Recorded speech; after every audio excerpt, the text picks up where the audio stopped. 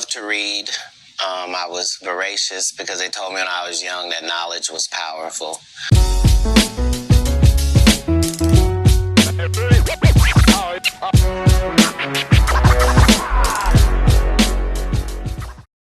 This interview broke the internet. Katt Williams did an interview with Shannon Sharpe a week ago, and it blew up. At the time of this recording, the video has 34 million views, I think, and gained Shannon Sharpe a lot more subscribers. This interview got everybody talking, from YouTube influencers, the news, celebrities, and basically everybody.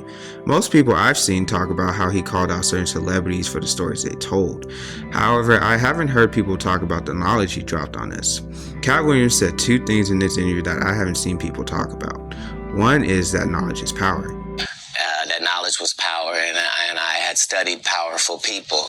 Katt talked about how it was instilled in him at a very young age, which made him study powerful people and read a lot of nonfiction books. He read 3,000 books from the ages of 8 years old to 12 years old. He even said when he was homeless, he still made it a point to go to the library and study for 8 hours to increase his education and knowledge. He talks about how he wants to live in truth, which means you need to be very knowledgeable.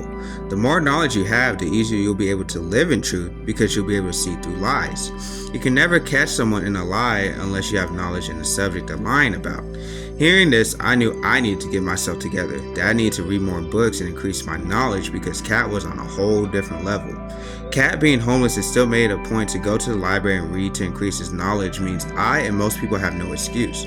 We need to start reading more books and increasing our knowledge in all aspects of life.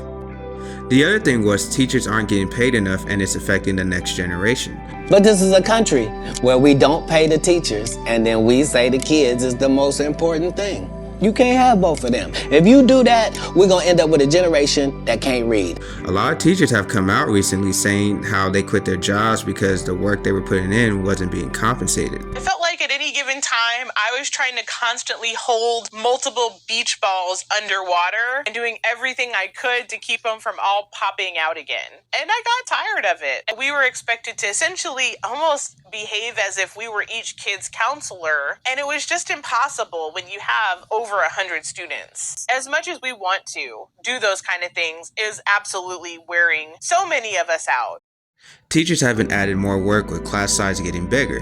The more students you have, the more energy you spend to try and get students to increase knowledge, which leads to burnout. It doesn't help that students are more challenging ever since the pandemic, which made it more difficult for everybody. Even looking at how public schools aren't funded properly to the kids' benefit. For example, in elementary school, when we had arts and crafts, we didn't know teachers paid out of pocket for us to do those things. If you ever heard a teacher say, use the crayons very gently, that's why. With that being said, it leads to a generation that not only will have a hard time increasing knowledge, but will have a hard time reading. These are the things I noticed in this interview. Comment down below what you guys took away from this interview. At the end of the day, let's increase our knowledge to make the world a better place. We must stay focused, brothers. We must stay focused.